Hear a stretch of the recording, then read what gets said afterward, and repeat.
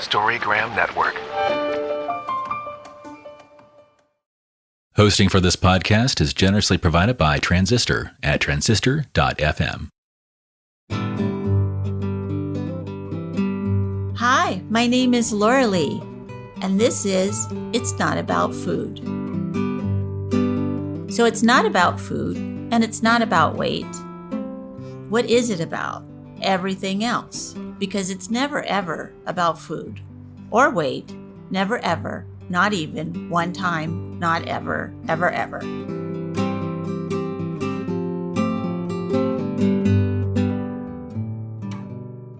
Hello, everyone. This is Laurelee Roark from It's Not About Food podcast. So happy to be here today on this beautiful spring.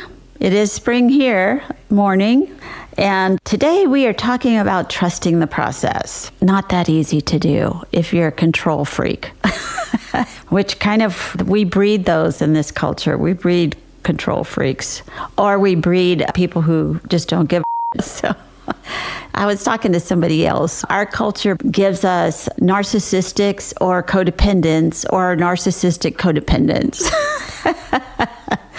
And there's a lot of recovery that we need to all do in this culture that we live in the cult that we're in. Anyway, so the card, Trusting the Process, has the goddess in the front of the card, jumping from one cliff to another with her little deer power animal. And she's just right in the middle. She could fall. I'm trusting that she's going to make it to the other side of the cliff and she'll be okay. And that's how I kind of felt in almost every one of my recovery processes. I mean, I had a lot to do. Once I stepped on the path, there was a lot of recovery that I needed to do. So the back of the card reads, recovery from body hatred and disordered eating provides many layers of learning that unfold uniquely and spontaneously. Trusting the process means that we will all work through these experiences and issues at our own pace and in our own way. We can trust that our process is exactly right for us, and we don't have to waste precious time comparing ourselves to others. So this is so perfect for so many of us, especially right now with the way that the world is happening. So what's so important about trusting the process, especially in these days, is that it doesn't look like there's a process going. It doesn't look like anybody's in charge. Nobody knows what's going on. And it's very hard to trust that, that things are going to be okay, that there is a method to the madness, that there is another side, that we will get there, and that all will be well, in a way. And I think the only way that many of us can do it, I'll say myself, is I have to trust myself to get through it. That no matter what happens, I will be with me. I will have my back. I will trust that.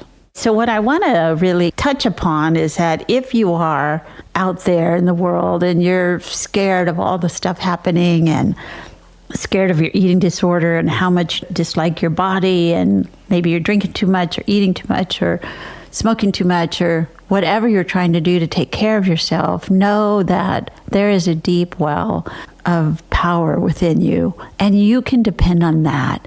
Even if everything goes terrible, you can still be on your own side. You can still hold your own hand. You can still treat yourself like a precious friend. You can still be here with you no matter what happens, and you'll get through it. So this card for me, when we were making the cards, Carol and I, we really wanted to have this idea of that you can let go and trust your life path. You can let go and trust the process that you're getting through, whatever you need to get through to get to wherever you're going.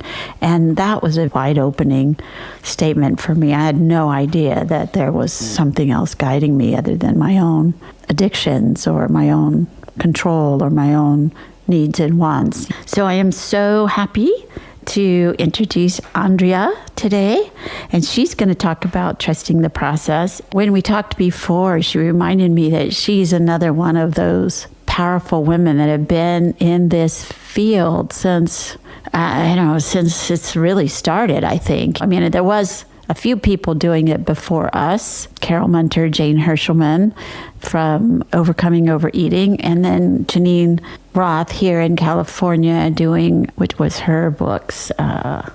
I can't remember right this minute. I'll remember in a minute. And then also Susie Orbach, Fat is a Feminist Issue 1 and 2 was like the first book I ever read in the 80s. And yeah, we have been on this path for a very long time. And I'm so glad that you're still here doing your work and I'm still here doing our work. And I don't know what else we'd do if we weren't doing it. Good for us. Yay. Definitely evolved. Yeah. So tell me why you picked this card and what's up with you. What are you doing these days? So this card I chose, there were so many beautiful ones that came to me, but this one kept coming back and I realized that I needed to choose it. It was so true to my journey and to my process. My journey was anything but smooth and faced many different levels that it needed to go through. And at times I used to think they were failures. They weren't really failures. I've gained so much wisdom and blessing and gift and gratitude from each stage, as hard as it was. In my own recovery from anorexia, my own treatment programs, there were 4. Yeah. 4. You know, in 14 years. Then the last 2 are the same program, but 14 years. And I had to walk that journey. And often one of my mentors would tell me it was about trusting and about faith and about the process. And I kept having to take these steps towards something. And he kept assuring me I was going towards something. And sometimes when you're in that place of darkness and illness and doubt, it's hard to see forward. It's impossible. Yeah, no matter what it is that you're walking through, seeing that there's going to be light down the road sometimes just doesn't feel like it's there. So I love this card for that because it really, even to this day, as I'm a single mom of teenagers and have my own business, and my business has evolved so much from the beginning, as you're talking about, when I was only doing eating disorder advocacy work and speaking, and now I'm doing retreats and workshops, and it's evolved so much along. And it's really trusting that I trust often what comes to me is where I'm meant to be. You know, I get challenged to do something and I think, oh, I don't want to do that. That's too hard. But the universe brought it to me. And I thought, okay, I need to trust this process and somebody needs to hear what I have to say or be a part of the work that I do. And so I keep going forward. And how did you get started in the advocacy part of what you were doing in the beginning? I have always had a love of public speaking, and my eating disorder started when I was 19, and I didn't take the normal route of going to college. I wanted to go be in the world, and I traveled the world, and I did things, but it also was evolving. And I started very early on talking about what that journey was like in high schools of anxiety and depression, which I've had, you know, most all of us, but through my whole life. So I had been speaking early on, and I actually, some had opinions about it, but I continued to speak through the journey that I walked. I was always very honest about where I was at any given moment, but I thought if I could help people learn from where I was walking, that was the benefit. I'm a big believer that there's a positive in every negative, and there's a reason why we're here. So I started the speaking, and Connie's subject and I met up, and I started connecting with her a great deal, and she was a wonderful encourager. And the Body Positive has grown into and blossomed into this beautiful organization. Beautiful. Yeah, and it's so needed. And what I love so much about your work and her work and my work is they all are a puzzle of pieces. We all do something a little different and a little unique, but they all come together at that certain crossroads. And so, yeah, I started there. And then as I entered into recovery, it became more about creating, building, and running, facilitating workshops and retreats for women in holistic wellness, mind, body, spirit. Oh, that is so beautiful. And, you know, I just love this, that there's these little pockets of like truth out there that people are sharing and giving with each other and talking about this. And I don't know, I think we're really friggin' great for doing this work, you know, because it's slow in changing the whole everything, but it does one little person at a time. some days I find myself holding the sadness that we still are in places I feel we should have moved on from. Definitely. Eating disorders still have never been addressed or acknowledged enough. And there's so much criticism in all of our fields that we do. And so it seems like we should be further along than we are. I love to speak to recovered versus recovery a bit, trusting the process, because I wrote about this in my book because I thought we had to be recovered and that we couldn't do anything until we reached that point. Well, I'm 18 years in the recovery process. It's really important to say that because it's not about perfection. No, that would be a diet. Right. And that's what's got a lot of us to where we were. Yes. And so it came to a piece where I talked about it a lot because it's a journey. It's a journey, not a destination, always a journey. And you want to trust that process and not set ourselves up for failure. Well, I do love that. Go ahead and call yourself, I'm done, and there's still more to learn. Somebody else calls it uncovering. That she thinks recovery is uncovering. And anyway, yeah, so whatever we call it, but we're on the path, and that's what is important. And the path is all over the place all the time, like life is. And we think we've got some stuff down, and then we find out we're diabetic, or we find out, we have different physical problems and we can't eat like we had found out that we could. And then all of a sudden that has to change. And any of us that have been addicted to controlling our food or our weight, that is, I don't care what happens, you're still kind of upset about it. Just to have to shift and change and go with the flow as we get older. But I don't know how I could have lived this long had I not had this uncover. I'd be crazy, really, because there's a lot of stuff that happened. You mentioned in the age, and I know for aging for myself and crossing into this place of menopause, which people don't talk enough about, in perimenopause, this is also, it's been a huge part of it. And so I've been trying to bring women together and talk more about those kinds of issues because our bodies have changed and there are some things we can and cannot do as we age. And I never thought that I'd have to say, you have a doctor saying you can't have that anymore. And I say, You can't tell me I can't have that anymore. I know. It's so true. It's so true. And that's just the learning process, which I am learning to love. And because it's fascinating. We will always be learning. There's no end. Storygram Network. Welcome to One Media. When you're whining with nurses. It's a place I like to call The Bleed. My name is Laurelee, and this is It's Not About Food. The art of being yay isn't just something he developed. Storygram Network. I think when you stop, you have to leave. You don't get to be here anymore. But I do know that I have this very strong part of me that does not like to be told what to do by anyone, and not even me. So I always have to take that into consideration if I have to make a change of that. This is what we're going to do for the good of us, for the love of us, for us to be better feeling so we can live longer or whatever.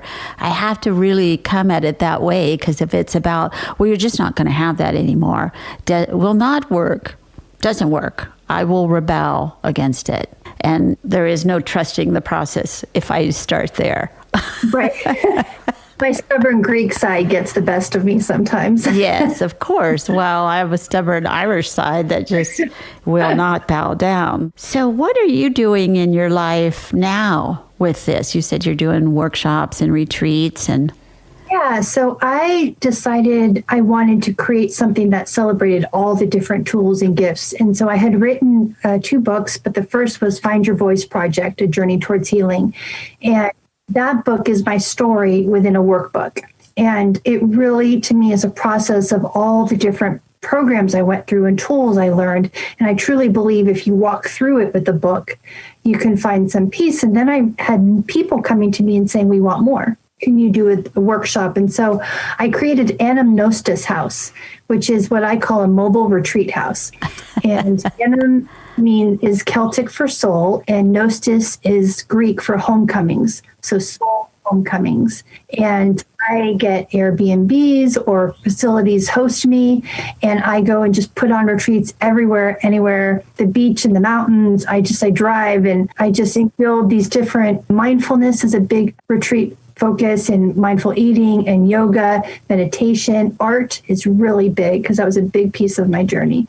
And just being together as women. Most of them are only women. The workshops during the day can be co-ed. You coming up of Be Still and Breathe, the yoga and meditation retreat. I have Pause, Savor, and Nourish. I'm doing a mindful eating workshop. And then my favorite, the beach weekend is coming up, Awakening Your Body Wisdom and Trust. Oh, I just love that you're doing this. And this is all on the East Coast? It's on the East Coast. I travel anywhere. So I have a group even wants to bring me out to California. So I tell them, if you get the women together, enough numbers to make it worth it, I'll go anywhere. And now that COVID is subsiding, I hope to get back on the speaking circuit. I've done a few, but I'm creating a talk called Owning Our Stories. For me, the book for my life, for my recovery, my process has been about telling the stories that I never told. And that's what held me back. So it's walking people through owning their stories and sharing their stories. And that is such a freedom point when you can break free, and we all benefit from everyone's stories. And also, forever we sat around a campfire with our tribe and told stories. We didn't have TV or radio or Snapchat or, we told the stories of ourselves and our ancestors. And I think it's one of the things that we do when we have our own retreats and workshops is Carol and I will have everyone write out their story of how they got here today. How were you at a eating disorder, body disturbance workshop? How did that happen? And where we go with that is that it creates compassion, because the person gets to see, oh, I'm not just crazy or evil or not willing to do the work. I had specific reasons why I turned to this way of taking care of myself. And isn't it wonderful in these groups when you see the women connecting with other women? You have my story, or you think that too. And that's what I love about the retreats we do, especially the beach one. It's because you're with all these women and often they don't know each other. Oh, for sure. And it's just this blooming coming together. Wow, there's other people. And I love, love, love watching that happen. I do too. And I find that, I'm sure you know too, my own self, my own story, disordered eating is very isolating and very shameful. You just don't talk about it and you don't let it out and you just stay by yourself so nobody sees what you're doing. And to be in a group of people that you just open up and tell like your worst thing, and they go, I do that too. In fact, I just did that yesterday. And you're like, it just makes it more accessible for everyone to just throw it out there. And they might still be very shamed about it, but eventually they'll stop. Oh, I didn't know what else to do. I didn't know what else to do but that. It was the key to my healing when I found treatment programs, which were terrifying, all so different from each other. But at the same time, I just remember the stories weren't. The stories were women who just were all hiding like I was. Yeah. I was watching some award show and a group of women actors and producers and directors were talking about women have stories.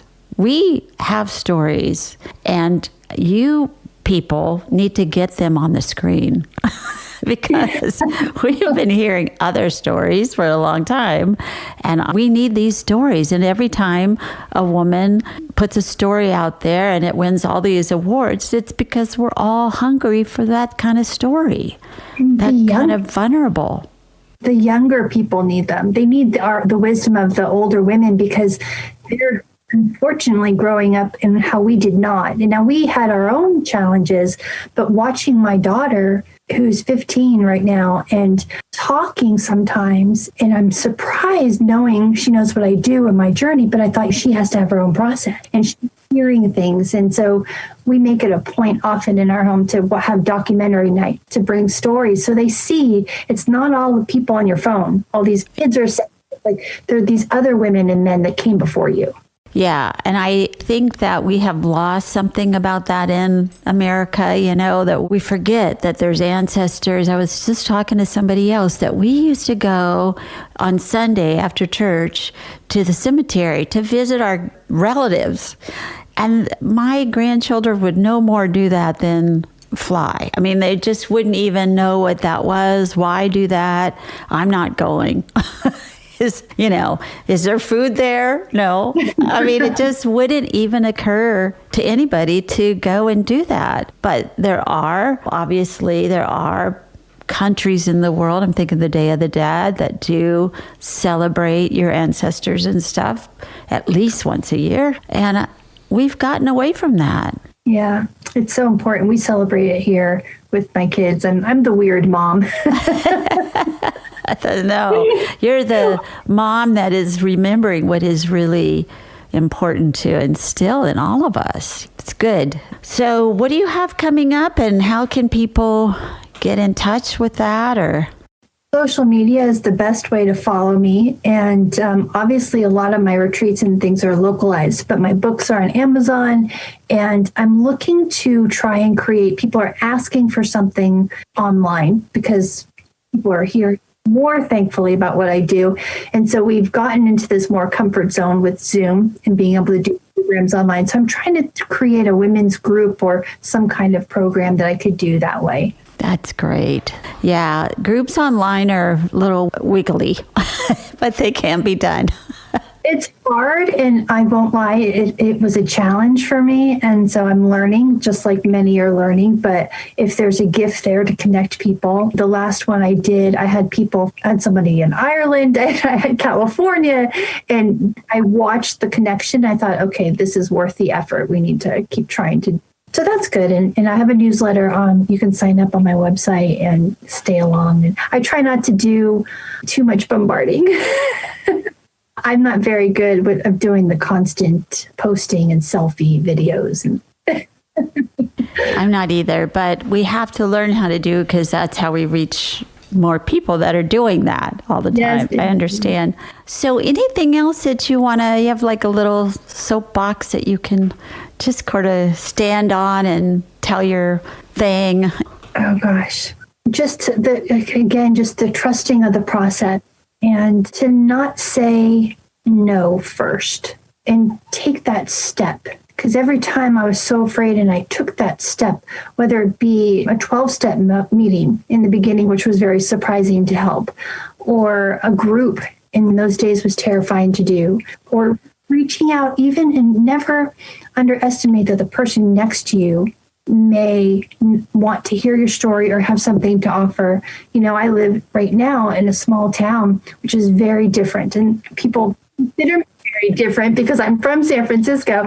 But whenever they take a chance to talk to me, I get just to keep really trusting and challenging yourself and trying something new, and the gratitude piece. And just, it's not all fluff. People think there's so much of this out there and they just walk away, but it's not though. So I always say, pick one thing, start small, pick one thing, try something new, if just for that week, and you'll be surprised what comes into your path along the way.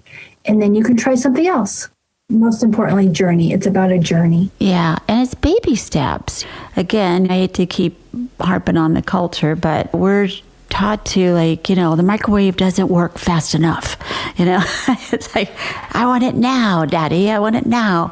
But it's baby steps. To get from here to there is a lot of little baby steps, a lot of learning, a lot of the trusting of the process, no matter what it is that comes up. And I feel like at first, if somebody had said, it's going to take you years to be able to eat like a normal person, whatever that is, and to not hate your body, years it's going to take, I would have gone, yeah, you know what? I'm just not going to do it. It's too long. I remember therapists saying things like that to me, and I thought, what? It was so hard to invest in the journey because it was so hard. I just thought, this is not going to, end. And I would fall and go back 2 steps back, and then I'd go forward and I'd come back and I'd go forward. And eventually I got over the worst of the humps. And I have to remind myself of that often, even today. Yes, I've already been through this. It wasn't exactly the same, but it's similar. And I got through it, and I'll get through this one, no matter what it is. It's important to note it's okay to celebrate yourself. You know, on my hardest days, I remind myself of where I am. I'm a single mom. I'm like, wait, I did that, or I did write a book, or I did do these things when you're feeling down. And it's important to celebrate them, even if they've passed, to remind yourself, encourage yourself. We're our own cheerleader. Yes. And like you said a minute ago, the gratitude piece is, gratitude schmatapood as far as I was concerned. It's like, I'm not grateful for anything. It's been hell. But to get that gratitude muscle, to have that strong in me was quite a feat, but I was able to do it for sure. My biggest pet peeve is how the world makes gratitude only the month of November. And so we as a family write down our gratitudes every month. And then come November, we have a gratitude tree. And then we put all the leaves of gratitude throughout the year onto the tree. Telling my kids, gratitude is every day. It's not just one month. That's right. Well, I was in Rome on a Thanksgiving many years ago, and I was innocently surprised that the whole restaurant didn't have turkey and all this stuff. And I said, but it's Thanksgiving. And this waiter just looks at me and he said, we give thanks every day.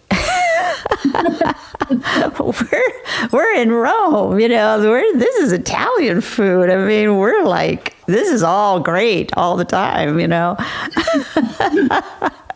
was like, right.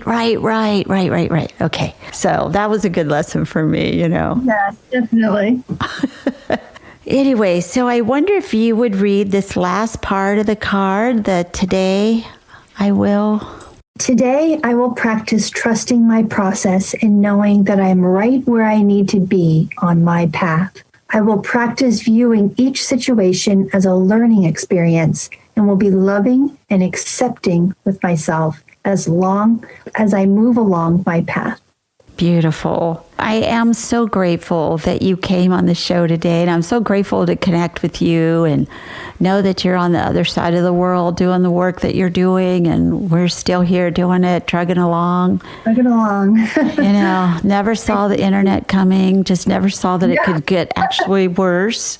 I appreciate you so much in your work because I remember it in those beginning days. It was so important. And I knew Shannon then and introduction, and it was such a huge part of my steps. So I feel full circle gratitude for being here and for talking with you and being able to share the gifts that were given to me along the way. Yeah. And that we're both still trusting the process. Something I did not want to do. I know.